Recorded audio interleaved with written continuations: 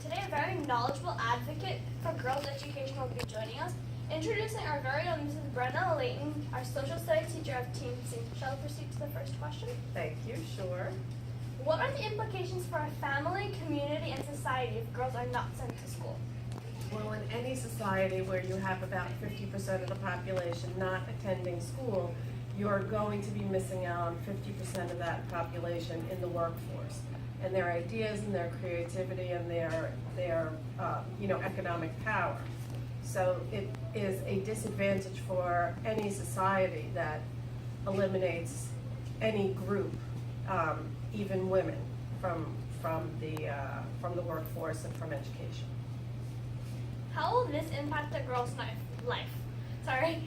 Well, like I said, I'd like you to imagine what life would be like and how you would think of yourself if your brothers were going out to get an education and you were home and you were taught that, by 14 you'd be married and that you didn't need an education because your whole role in life would be to be a mother and a wife to someone else. Part of you would probably go along with that because society taught you that, but I would think that many young women are frustrated by that, and I'm sure some families who see the potential in their daughters would want to give them the opportunity, don't have it, so that's a real, emotionally, how would you feel? I wouldn't feel good personally because my academic skills is what I take most pride in. Right, so imagine losing the essence of who you are.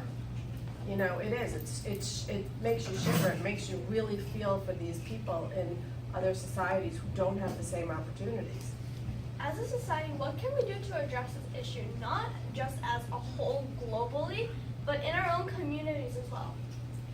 Well, I think in our communities, in the United States and around the world, what we see is that women of a higher social class, whether it be in the United States financial, have a better chance at going to college. More women in the United States actually go to college and move on to higher education than men do at this point. But still, I think women are only about 4% of the CEOs are women. So it's curious, as more women are entering the workforce, there are female traditional jobs and male traditional jobs, and women are still not getting an equal share of the top earning jobs yet.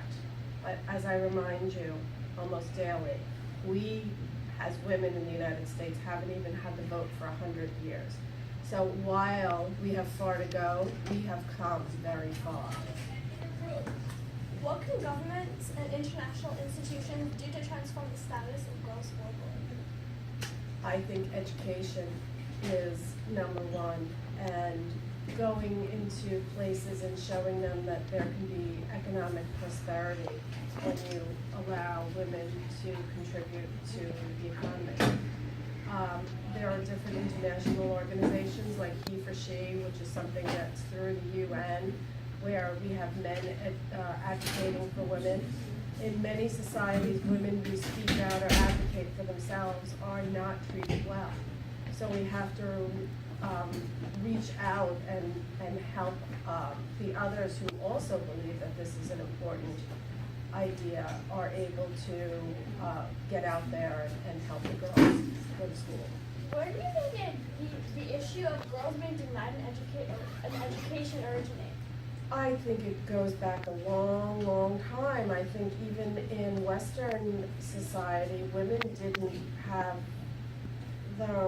it just wasn't even thought of, not even as the right to education, but women were really considered less than for a really long time, which is why women didn't even have the right to vote. There was a lot of, and we can laugh about it now, but women were hysterical and,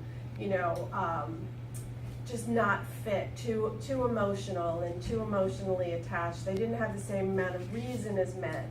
There was a lot of stories out there about why men were more fit to govern and to work and to be educated than women.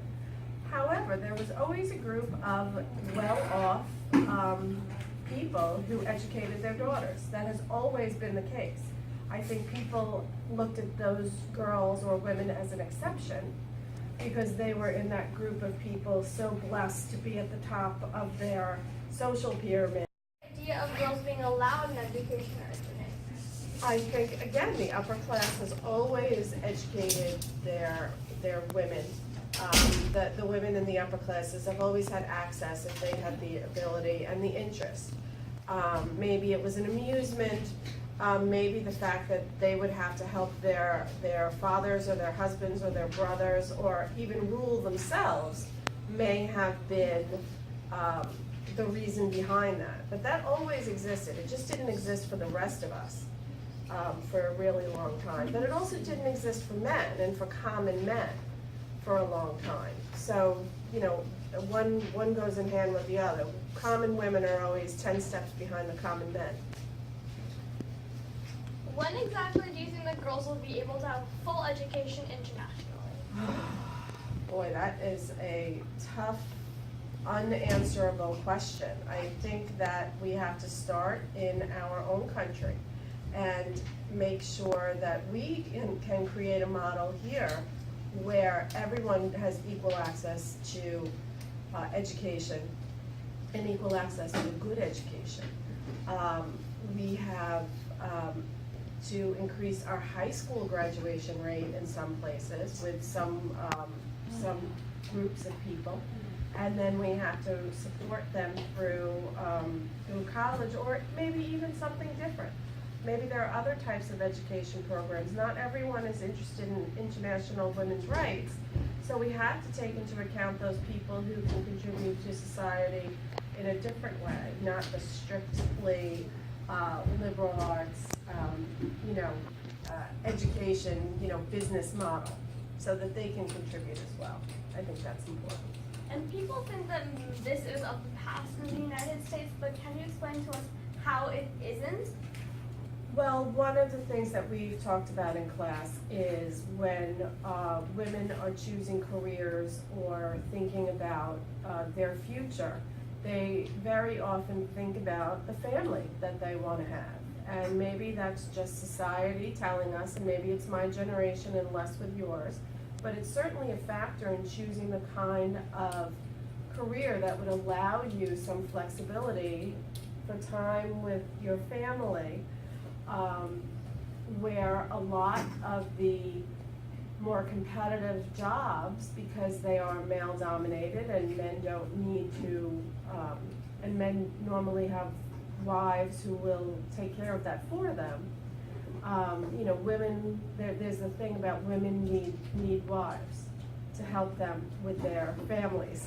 Not literal wives, but an assistant to help them in the same way that women have traditionally helped men succeed in their jobs because of the amount of work that a woman does in the home as well, even when she's working outside the home.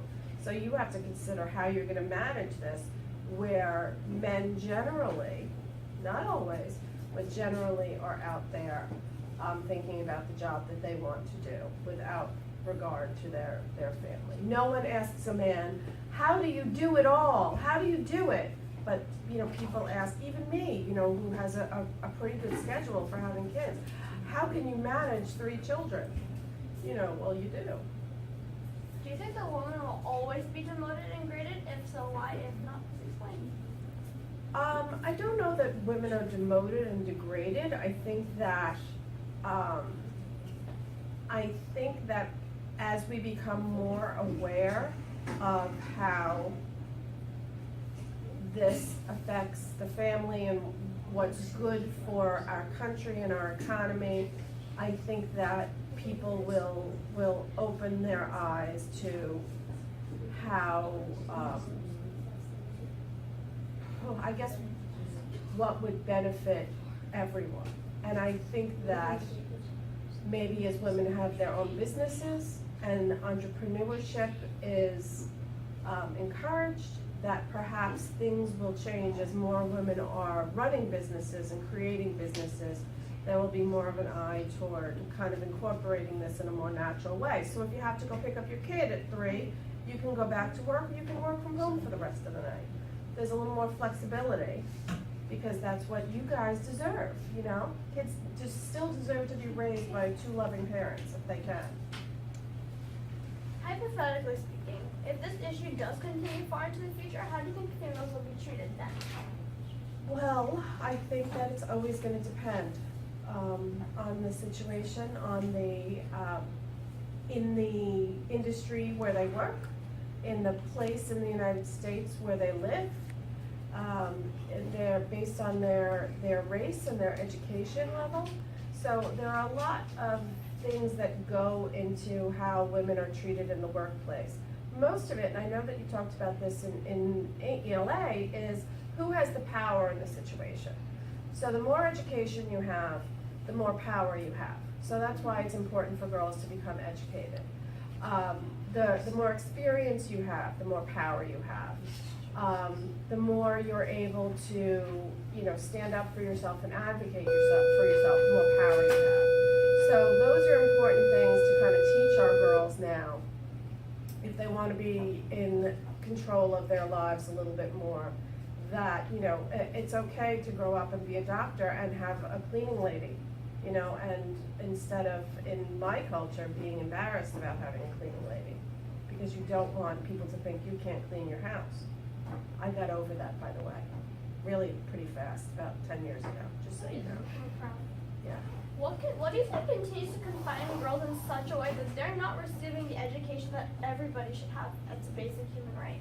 Well, when you look at the way that girls behave, even in the United States, even in the STEM subjects, that girls' achievement kind of falls off as opposed to boys. And I'm still not sure why that happens. Certainly happened to me, but like I said, I'm in a different generation. I think making everyone aware of, by the way, did you guys know, I think you'll fight harder if you know that girls kind of give up on math by, by the time you get to geometry and then you're into trig and calculus. You really have to say, fight for it. When you feel like it's difficult or it's not for you, where males may fight through that because they know it's their right to have this kind of extended mathematics education, for example, where women feel like there are other options for them and they don't have to persist. Guys will have that kind of expectation and women will be let off the hook. So maybe becoming more aware of what we've learned about where we fall down. Women in sciences don't get tenure as often. It's difficult. The men are in charge. So you really have to become aware of that and fight those stereotypes yourself and not give in. So society's expectations and social pressure, and as well as tradition, always binds women to certain stereotypes. And I think being educated about what those things are that kind of mess us up is really important. How do we get, stuck in that? Why do moms feel guilty? I had parent-teacher conferences, and there were kids who didn't do well on a test, and moms feel really bad about that. And it's like, you didn't take the test. Our mothers feel this. Dads kind of don't. Dads say to the kids, "You really should have studied more." Which is true. Both are true. You can feel bad for your kid, but we have different. And we have different styles, and all of that is okay, but we have to remember how these expectations can impact our lives and to expect the best from ourselves, not based on whether you're a male or a female. Whatever you are, you are. Do you think this issue will be eradicated in time, or there still be those who oppose to girls receiving an education and girls being rights? Throughout the world, I think that there is, in some societies, especially in societies where there is more theocracy, where there is more, a religion kind of hangs in with their government and can dictate the way that things should be based on, very, very old religious principles that may or may not be taken out of context in order to give men the advantage. It's very hard to imagine that men purposefully do that, but I think that they do. And it's really kind of interesting why they would. Why are they so afraid? What are we gonna do? Cook dinner and go to work? I mean, I don't really understand that mindset, except that it was taught and it's so far ingrained without having exposure to what a normal working mom is like. Like, I wish all the problems in the world, like if people could just see the way that real Americans are, like us, all over the world, instead of what we show on television, which I think is awful.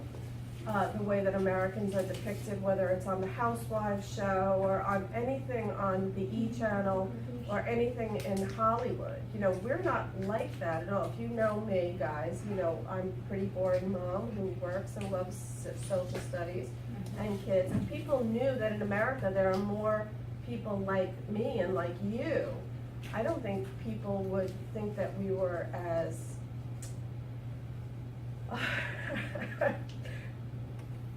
crazy, you know, like why is being a feminist bad? You got to be a humanist. You know you have to advocate for everyone to be the best person they can be, and I think that's what teachers are here to teach you to. How do you think girls can change the world globally and domestically?